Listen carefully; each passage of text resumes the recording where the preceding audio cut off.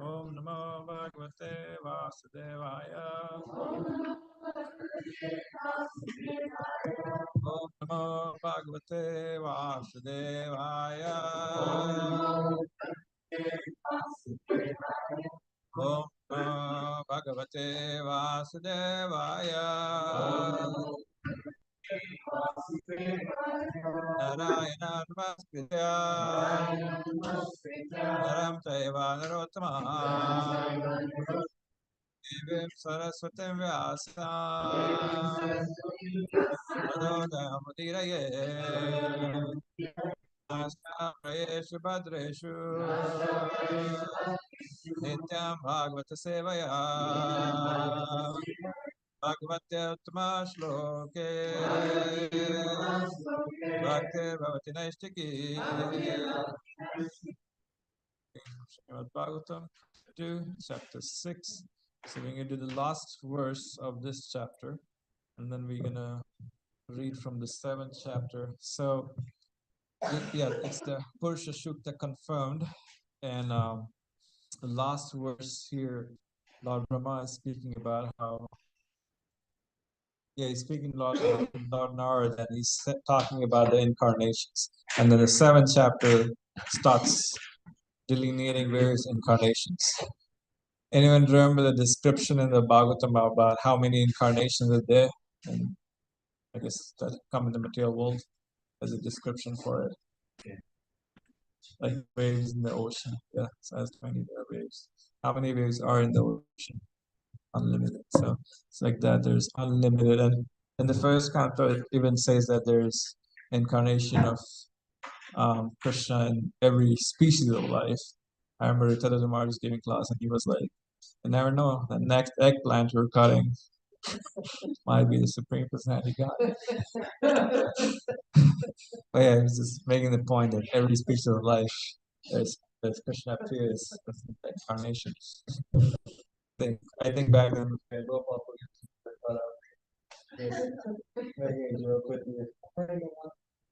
was that? You delivered a lot of vegetables. All right. Okay, so we'll do the 46th verse. We'll do the Sanskrit first. Then we'll go on to the Radhanyato Yandrishamananti Lila Avataran Purushasya Bhumna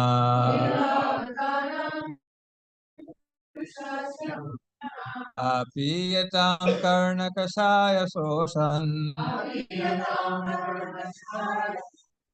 Anukrameshyeta Iman Supeshan Pradhanyato Yan Shamananti Leelavataran Purushasya Bhumna Apitam Karnakashashoshan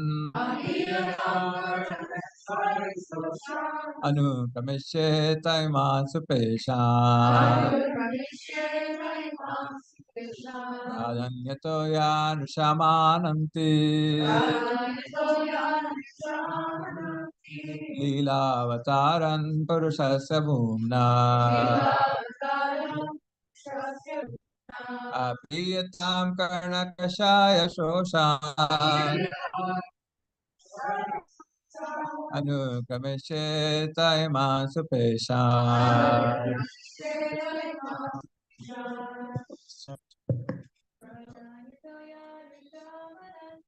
Pradhanaya Toram Shamananti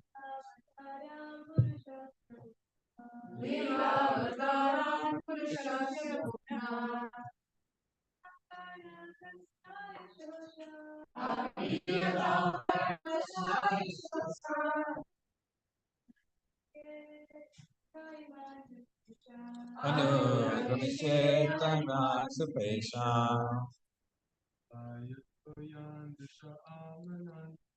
Pradhanaya Toya Amananti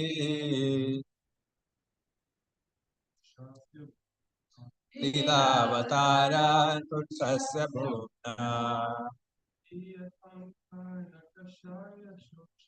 Apiyatam Karnakashaya Shoshan Anukameshe Taiman Supeshan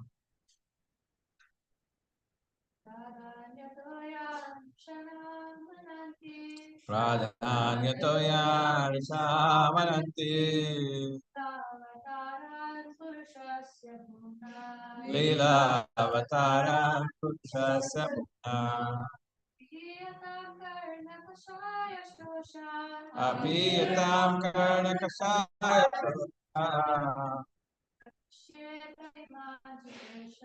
Anukameshe Taiman Supeshan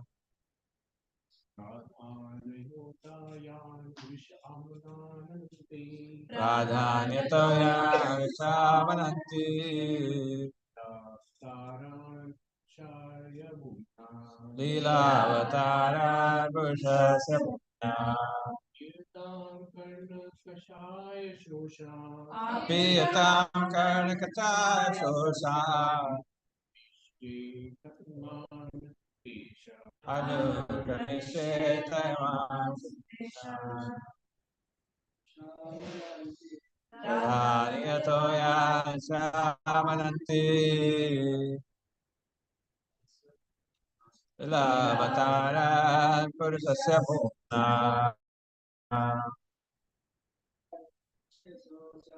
Apiyatam Karnakashaya Shoshan Anukameshe Taiman Supeshan. Let's do it together. Pradhanyata chiefly together. Pradhanyata chiefly. Yan all those. Vishay or Narada. Amananti worship. Lila pastimes.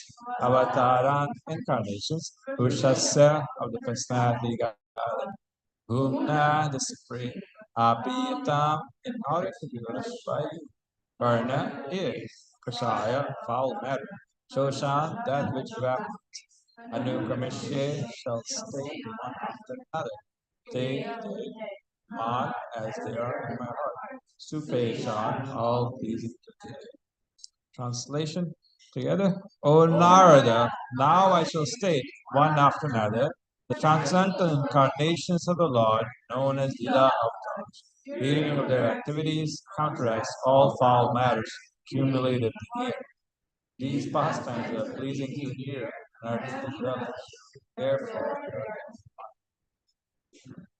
purport by His Divine Grace, A.C. Bhaktivedanta Swami Srila Prabhupada. Anyone like to read purport?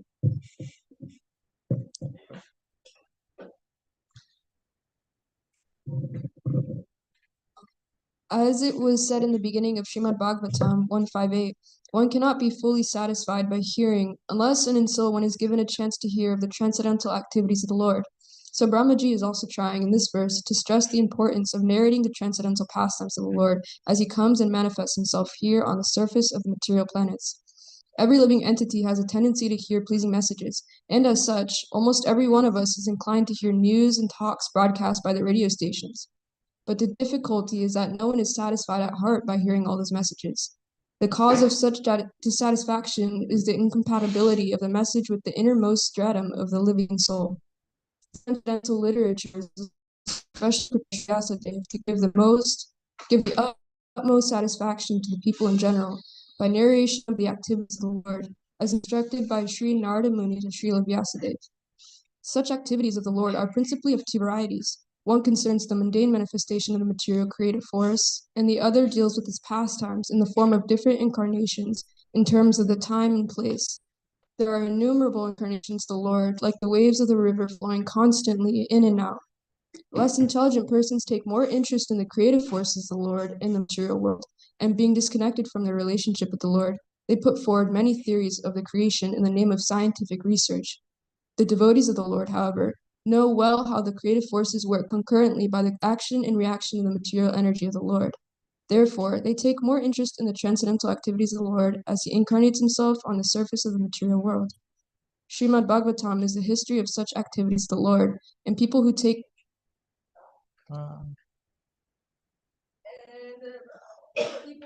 interest in hearing Srimad Bhagavatam clear their hearts of accumulated mundane.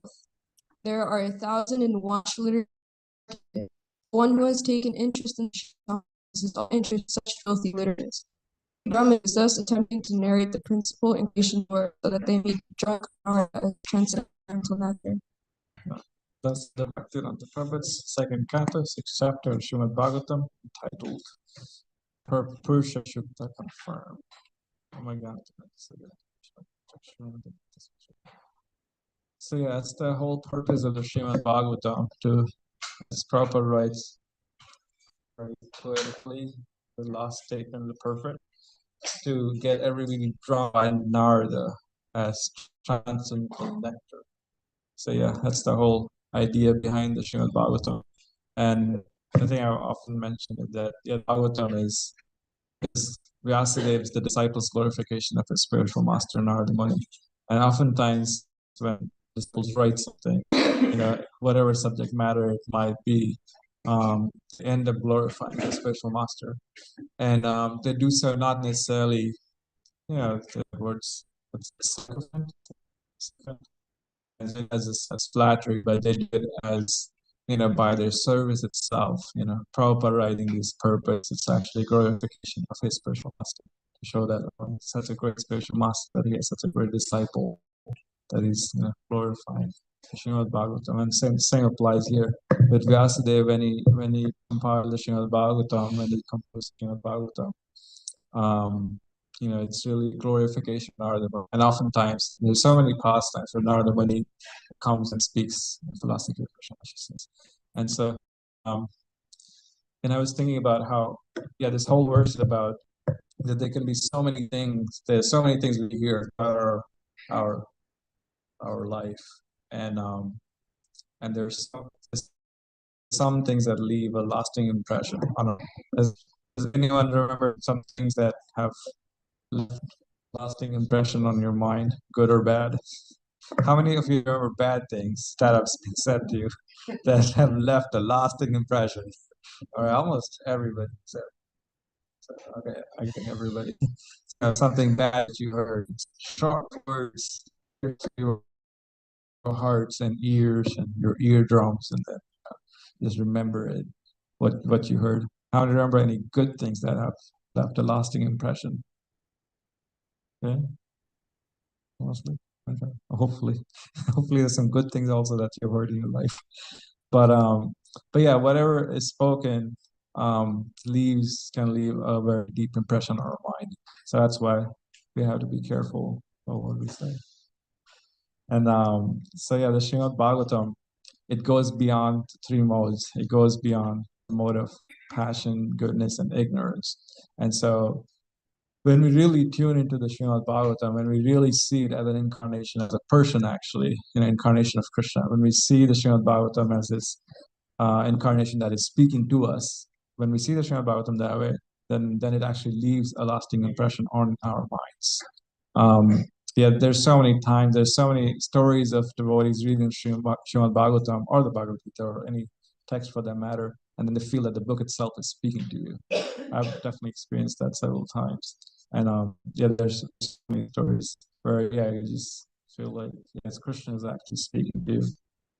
There was this one devotee he said that yeah, this one night I really felt the Bhagavad Gita was speaking to me because he would read the Bhagavad Gita every night. He would read a verse in a purport. And so he said that this one night that he was super tired and he just didn't feel like reading his one verse in purport. But then he said, okay, I'm going to do it anyway. So he opened the Bhagavad Gita and the verse that he had there, he said it had the shortest purport. So he felt that Krishna was speaking to him because he was so tired and Krishna gave him the shortest purport to read to sleep.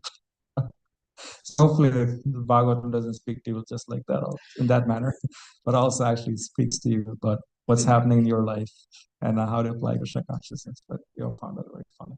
Sure. It was funny because he was like, yes, it really spoke to me. The shortest purport. But yeah. Anyone have any instances where you felt that any of the books, the Bhagavatam or the CC or the Shakata was really speaking to you? Anyone like to share any instances? Yes, Mike. We gotta turn it on. You gotta hold it the whole time. I feel like whenever I am like struggling through something, I tend to just randomly flip a page of the Gita. Yeah. And like I read the verse that's on there, the purport, and it just always tends to connect to whatever I'm dealing with. And I just find that so what do you call it? So comforting. Yes. Yeah.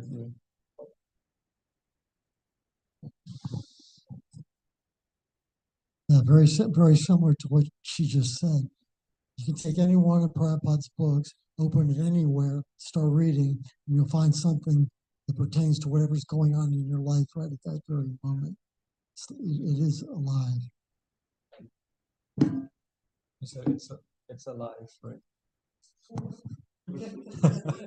It's alive. Max, did you have your hand up? You have a mic over there? Back there.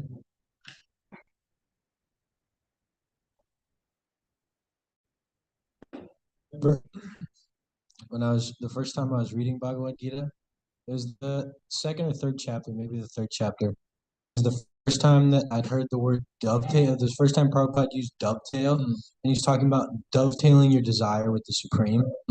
And I thought that was amazing when I heard that the first time. So that is a memorable experience for me. Thanks, bro. Let's go, bro.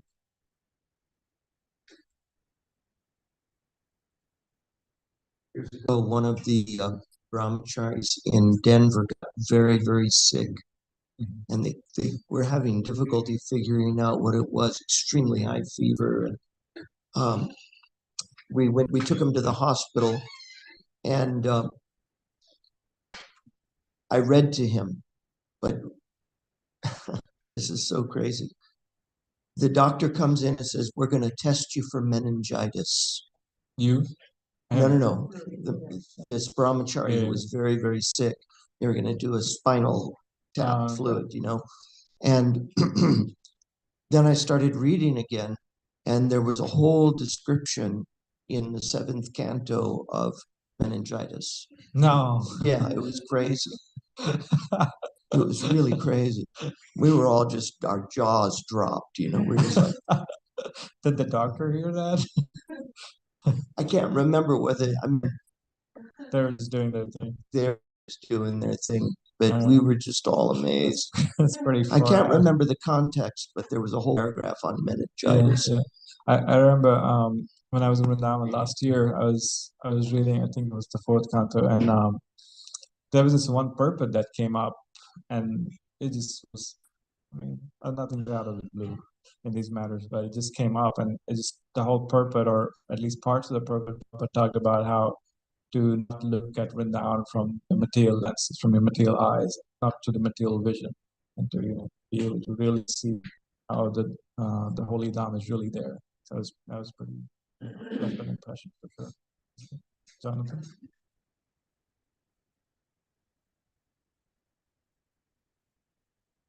I had I think the best reading that I did for somebody else is this devotee that I'm close with. He told me that you can tell people that you'd like to do oracle readings for them, and you have them choose a number 2 through 18, and then that picks the chapter, and then whichever chapter, 1 through however long the chapter is.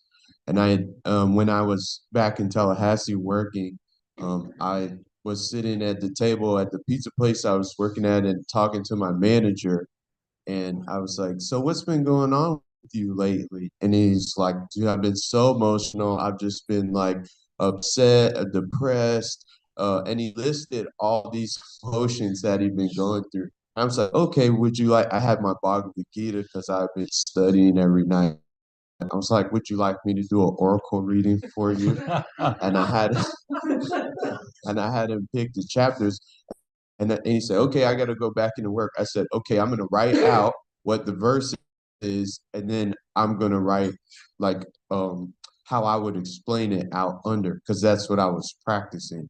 And the chapter that he picked, of course, said, it's like in chapter 7, it said everything, every emotion that it said verbatim. Wow. And I was like, "Here you go, bro." And then I gave him a copy of the book, and he has it on his bookshelf to today, Oh, and wow. with the note in it. He felt You it can- was very special. You can start a new thing, yeah. You can start a new thing at the Krishna house, for $10.99, get an oracle reading. You have the ads, there's, yeah, yeah. Valentine's special, yeah. We should have 214, whatever the verse is, 214. Valentine's Day. Post that. Chapter 2. Yes, all right, what else? Anyone else have any experiences reading Srimad Bhagavatam or speaking Whisper? Mike?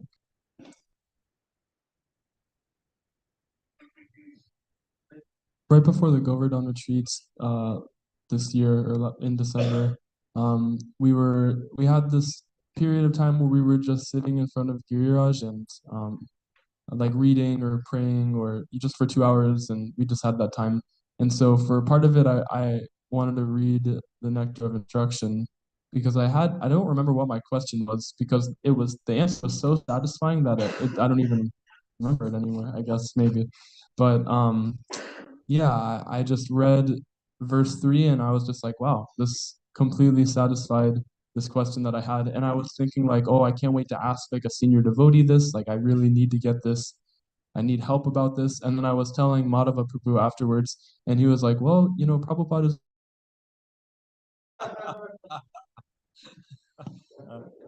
That's good. Mike, where's the mic?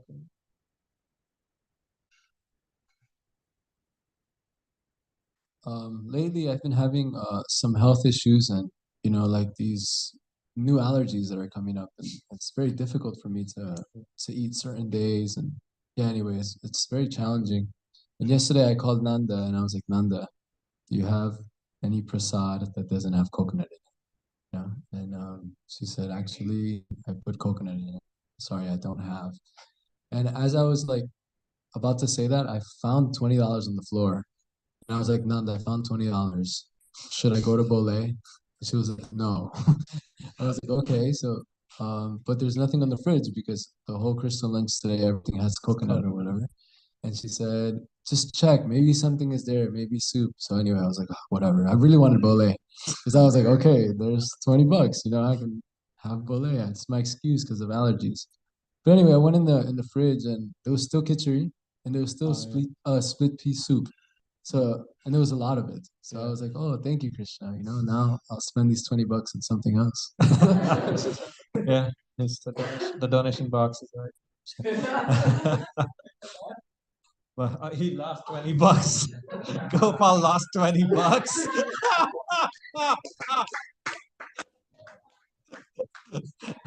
This is all Krishna's arrangement. It's in the donation box already.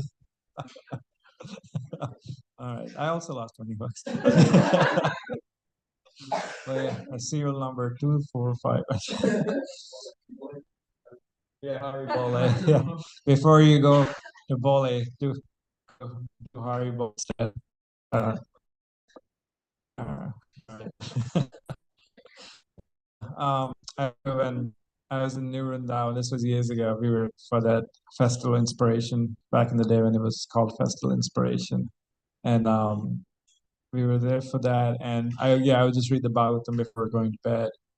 And so I was reading the section where Queen Kunti was speaking. It was her prayers, and the famous words, Vipadasam Tutasha Swatva. It came up where Queen Kunti says, "Krishna, give me miseries again and again if it means that I'll see you again." And again. That verse came up that day, and I was reading the purport. And as I was reading the purport talks about how the material world is like a dream. So when in the dream there's a tiger chasing you, you actually feel fear, right? I had a dream once when I was 8 years old actually, and I saw a tiger chasing me, and so you feel fear, right? And but Prabhupada said but it's a dream. So similarly, the calamities in this world are also dream-like situations. And he said in the end he says, if you do devotional service, then it is all gain. And somehow when I was reading that, it was different for sure. It just that was leaving a very deep impression on me. And I was like, okay, yeah, this is nice. I closed the book and I went up. And back in the day when Wi-Fi was not prevalent, we just had one computer in the whole compound of New Vrindavan which had internet. And so I went there and I somehow decided to check my email, and there was an email from UF. They're saying, "Oh, your rates are low. I think you have to change your major, otherwise, you have to not." Oh, that's a calamity. So I was thinking that Srimad Bhagavatam Krishna knew that this is incoming. So here Krishna was like, I'm gonna send a message first before little Shruti checks his email. So Krishna's prepared me, fortified me to receive that email of that calamity that, it was a big day. I don't think I could sleep that night at all. But yeah, it was a calamity. But yeah, the purpose prepared me to receive that email that, yeah, calamities will come. But if we do devotion service, yeah, it is all gain. So that's the whole point of Srimad Bhagavatam, that there's so many kinds of information. There's so many things. There's Peacock, Netflix, Hulu, whatever else. Was that Prime? I was on Prime. It's like it's kind of old school now.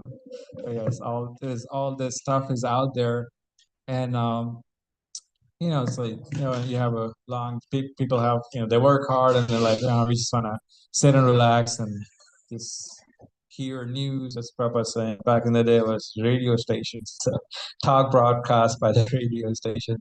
There's always something, in every era. So back then there was radio station talks, and there's news channels. So you just want to sit and hear. It's all right sometimes to have some relaxation, but Prabhupada's point is that, but yeah, that kind of information can only give us a certain kind of, what are we going to call it, happiness, or just not even happiness. It's just more like a ointment for being tired. It's like well, I'm trying to think of the right word, like this, like a little massage, that only lasts for so long. So yeah, it only gives a certain kind of relief. Yeah, relief from being tired. But imagine traveling for years and years. Imagine if you have to keep walking and walking and walking. You can't really take rest. You can't really keep on doing that. And then you're born again, and then you keep doing it again and again and again and again and again. Yeah, they're looking for you. They want to give that to you. So you just have to keep doing that again and again and again and again, you know. So like just imagine if you're doing that. And so the yeah, soothing, right? So you need something soothing. And so when you're just so tired, you know, you just really need something that will really be soothing. So the Srimad Bhagavatam is that for the weary traveler of the universe. Wasn't that there the movie or a book or a TV show? Something, the Traveler of the Universe or something? No, there was a book. I can't. The Hitchhiker's Guide.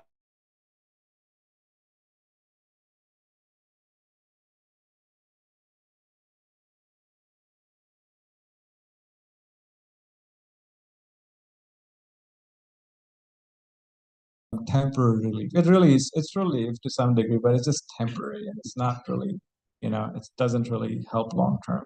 And Srimad Bhagavatam and Srimad Bhagavatam also has like a whole another level of depth to it, you know, than just whatever there's out there, is news channel, whatever else. And not that we go out and study people. Don't listen to the news or whatever, you know, but we just provide them the alternative, provide them not even the alternative, like the highest thing, like this is the best thing that you can do. And you know, start with this, you know, just do read a little bit of the Srimad Bhagavatam, read a little bit of this literature. And that's why Prabhupada had this whole thing where devotees go out and distribute books, and that's why it really changes their hearts, because for once they feel like, because the thing is they might not believe in it, they might have all kinds of questions, they might have all kinds of doubts, they might think religious people are cheaters, they're just distributing books to make millions of dollars for the Hare Krishna movement, blah blah blah. They might think all that, but when they actually sincerely read even a little bit of Prabhupada's books, they will feel it. You know, it's a question of experience. If there is some sincerity, they will feel it. There's no doubt about it. And so, yeah, that's the Srimad Bhagavatam. We should the worship. But yeah, that's the whole point of this purport and the verse, that is our saving grace. That when we hear from the Srimad Bhagavatam, when we hear about the incarnations of Krishna, that's like an ointment to the heart. There's a relief. There's a certain relief that comes to the heart. And yeah, it's just like a weary traveler that just needs that relief. Well, and and so let's go to the worst weeks. All right, I'm gonna start. So these are the incarnations that this chapter will cover. Yeah, this chapter's name is Scheduled Incarnations with Specific Functions. All right, you're gonna start, Stephen.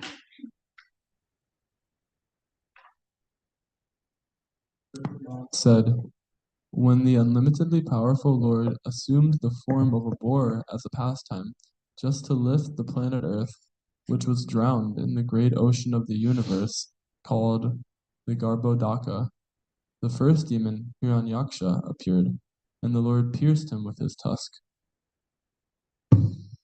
Prajapati first begot Suyagya in the womb of his wife Akuti, and then Suyagya begot demigods headed by Suyama in the womb of his wife Dakshina.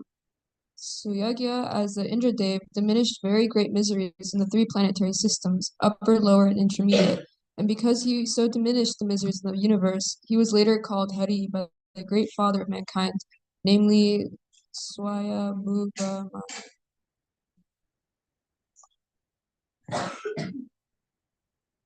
The Lord then appeared as the Kapila incarnation, being the son of the Prajapati Brahmin Karadama and his wife, Devahuti, along with 9 other women, sisters. He spoke to his mother about self-realization, by which, in that very lifetime, she became fully cleansed of the mud of the material modes, and thereby achieved liberation, the path of Kapu. The great sage Atri prayed for offspring, and the Lord, being satisfied with him, promised to incarnate as Atri's son Dattatreya, Datta the son of Atri. And by the grace of the lotus feet of the Lord, many Yadus, Hayas, etc., became so purified that they obtained both material and spiritual blessings.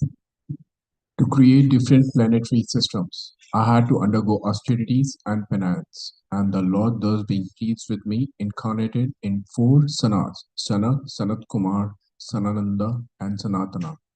In the previous creation, the spiritual truth was devastated, but the four Sanas explained it so nicely that the truth at once became clearly perceived by the sages. To exhibit his personal way of austerity and penance, he appeared in twin forms as Narayana and in the womb of Murti, the wife of Dharma, and the daughter of Daksa. Celestial beauties and the companions of Cupid went to try to break his vows, but they were unsuccessful, for they saw that many beauties like them were emanating from him, the personality of Godhead. Great stalwarts like Lord Shiva can, by their wrathful glances, overcome lust and vanquish him, yet they cannot be free from the overwhelming effects of their own wrath.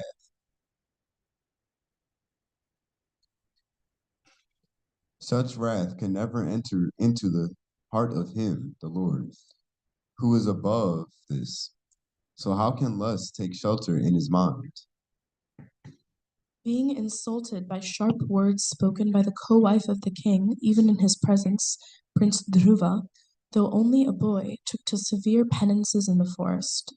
And the Lord, being satisfied by his prayer, awarded him the Dhruva planet, which is worshipped by great sages both upward and downward.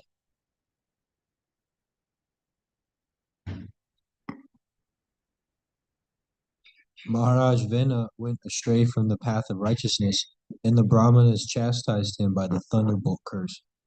By this, King Vena was burnt with his good deeds and opulence and was en route to hell.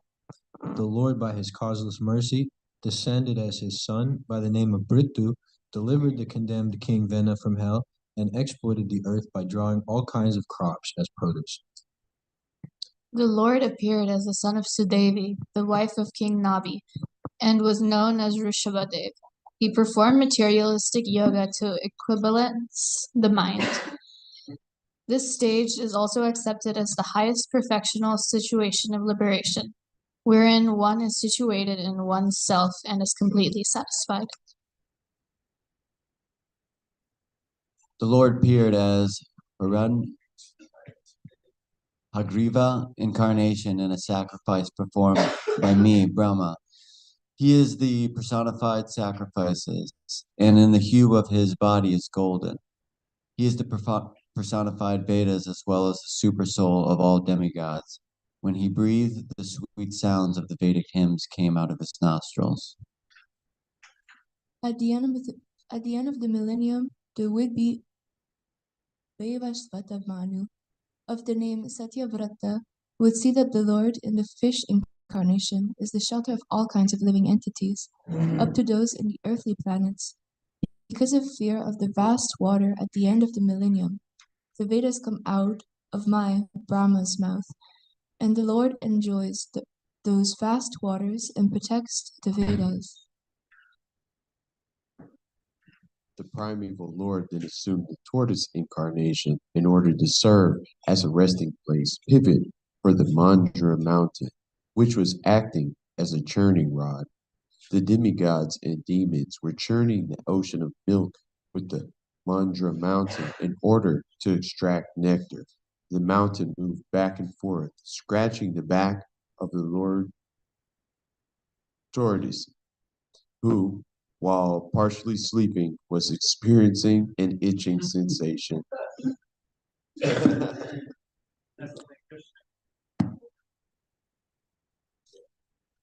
The personality of Godhead assumed the incarnation of Nrsingadev in order to vanquish the great fears of the demigods. He killed the king of the demons, Hiranyakashipu, who challenged the Lord with a club in his hand by placing the demon on his thighs and piercing him with his nails, rolling his eyebrows in anger and showing his fearful teeth and mouth. The leader of the elephants, whose leg was attacked in a river by a crocodile of superior strength, was much aggrieved. Taking a lotus flower in his trunk, he addressed the Lord, saying, O original enjoyer, Lord of the universe, O deliverer, as famous as a place of pilgrimage, all are purified simply by hearing your holy name, which is one. The personality of Godhead, after hearing the elephant's plea, felt that the elephant needed his immediate help, for he was in great distress. Thus, at once the Lord appeared there on the wings of the king of birds, Garuda, fully equipped with his weapon, the wheel, Chakra. When, with the wheel, he cut to pieces the mouth of the crocodile to save the elephant, and he delivered the elephant by lifting him by his trunk. The Lord, although transcendental to all material modes, still surpassed all the qualities of the sons of Aditi, known as the Adityas. The Lord appeared as the youngest son of Aditi, and because he surpassed all the planets of the universe, he is the supreme personality of Godhead. On the pretense of asking for a measurement of 3 footsteps of land, he took away all the lands of Bharat. He took away all the lands of Bali Maharaj. He asked simply because without begging, no authority can take one's rightful possession. Bali Maharaj, who put on his head the water washed from the lotus feet of the Lord, did not think of anything besides his promise. In spite of being forbidden by his spiritual master, the king dedicated his own personal body to fulfill the measurement of the Lord's 3rd step. For such personality, even the kingdom of heaven, which he conquered by his strength, was of no value. O Narada, you were taught about the science of God and his transcendental loving service by the personality of Godhead, in his incarnation of Hamsavatara. He was very much pleased with you due to your intense proportion of devotional service. He also explained unto you, blessedly, the full science of devotional service, which is especially understandable by persons who are souls surrendered unto Lord Vasudev, the personality of Godhead.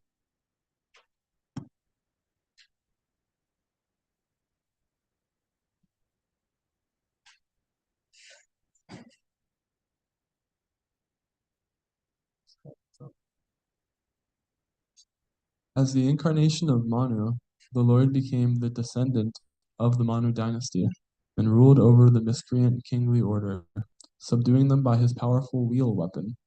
Undeterred in all circumstances, his rule was characterized by his glorious fame, which spread over the 3 lokas and above them to the planetary system of Satyaloka, the topmost in the universe. The Lord in his incarnation of Dhanvantari very quickly cures the diseases of the ever-diseased living entities simply by his fame personified. And only because of him do the demigods achieve long lives. Thus, the personality of Godhead becomes ever glorified. He also exacted a share from the sacrifices, and it is he only who inaugurated the medical science with the knowledge of medicine.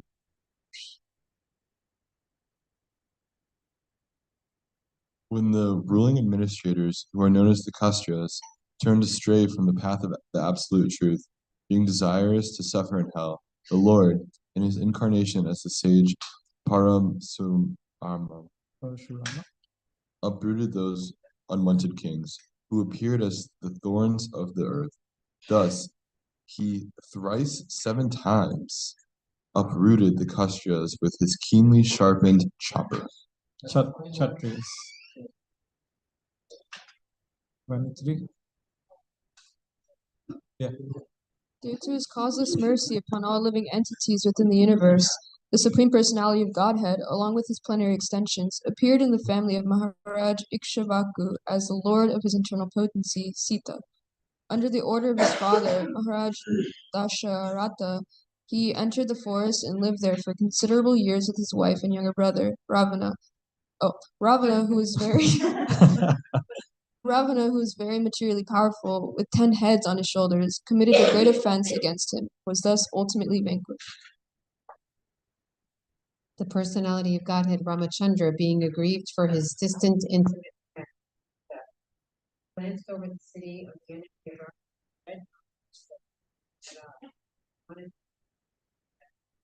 the great ocean trembling in family aquatics like sharks, snakes, and crocodiles.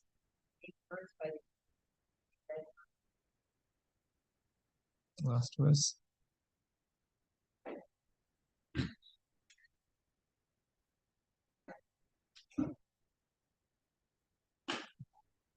When Ravana was engaged in the battle, the trunk of the elephant which carried the king heaven, Indra, broke in pieces, having collided with the chest of the Ravana, and the scattered broken parts illuminated all directions. Ravana therefore felt proud of his prowess and began to loiter in the midst of the fighting soldiers, thinking himself as the conqueror of all the directions. But his laughter, overtaken by joy, along with his very air of life, suddenly ceased with the tingling sound of a bow of Ramachandra, the personality of Godhead. So, all right. So anyone have any favorite incarnations? Krishna. Yeah. And what's the main reason that Bhagavatam, the purport in the last verse in this previous chapter talked about why these incarnations are there, right? Is to actually it said clean our ears. And what are some other reasons? Why does the Bhagavatam very specifically delineate these various incarnations? What are some other reasons you can think? Elevates our consciousness. Elevates our consciousness. What else? Yeah, to confirm. Yeah, to confirm some of the incarnations. And then what's the other side to that coin? Yeah, exactly. Yeah. It's like if people just be like, oh, I'm an incarnation of God. So it's like, well, these are the incarnations of God in the various scriptures, and where's your name mentioned? I think there was one story where somebody claimed to be, they were like, I'm actually Krishna. As devotee said, well, Krishna lifted the Govardhan hill. Can you at least just lift that Volkswagen van? Then we'll be impressed. Somewhere I heard or read that somewhere recently. But yeah, it's like that's why these incarnations are mentioned in Srimad Bhagavatam with specific details because yeah, it's like we even in the Bhagavatam, it's like it's known, like Krishna knows that there'll be people who will portray themselves as incarnations of God. And so for that purpose, to make sure that people aren't misguided, that there is description of incarnations, there are some details to it. And at least people have to act, in that capacity at least, or at least to that extent to be able to claim that they're incarnation. But yeah. What else? Any other any other favorite incarnations? Anything that stuck out from these various incarnations other than the tortoise avatar being itched? Yeah. Oh, you got it. That was the one. Korma. Yeah. I was gonna say it appears it really shows the variety of Krishna that he's just has unlimited pastimes and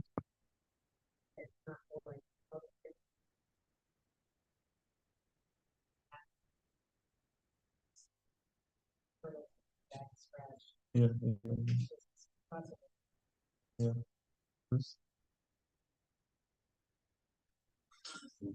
Every time there's an incarnation, there's like a opposition, and it makes me think,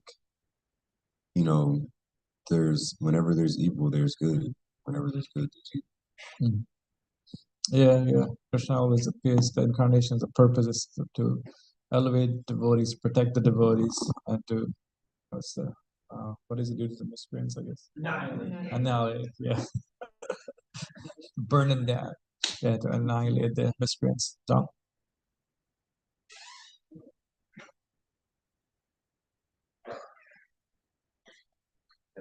I had just recently heard Srila Prabhupada said that also when devotees come back as his enemies and he defeats them, it's an example to us all that fighting against the Lord is not beneficial for oneself. You're not gonna beat God. But my question is that is all these incarnations that we read, are these all in the Bhagavatam, and are they just kind of like going over them before like we start reading about them, or there's some that aren't in it? I think some aren't might not be described. I don't know, like for example, Hayagriva. I don't know how much description of the Hayagriva incarnations there in the Bhagavatam, but for the most part, these incarnations, the pastimes are there in the Bhagavatam. But even I think Narayana and Rishi, I don't know how much of them also is in the Bhagavatam. It's briefly in different spots, but yeah, for the most part, yeah, the incarnations, the pastimes are delineated, or for most of them, I believe. Anything else? Any points, questions? Okay.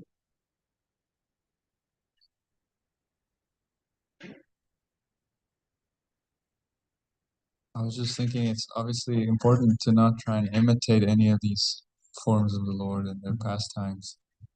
I especially remember when Prabhupada's writing his purports for the section on Lord Rishabhadev, which is when the Lord took an incarnation that really took renunciation to the extremes. Yeah. Acting like Lord Rishabhadev was acting like a complete madman, and not following societal customs. And then Prabhupada writes that Jainism, the religion of Jainism, comes from basically trying to follow Lord Rishabhadev, but it's actually a very futile attempt.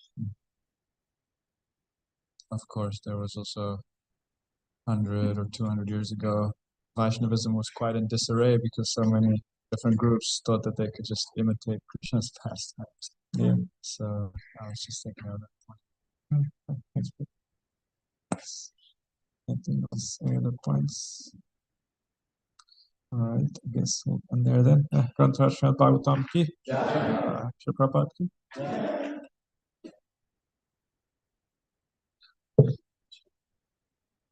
Janate. Mahaprasade Govinde Namaprati Vaishnave Salvapanyavatam Rajan Vishwasodevajayate Pleasure expresses the faith Mahaprasad Spiritual food remedies of life and also tradition and in the West. Bhagavad Mahaprasad ki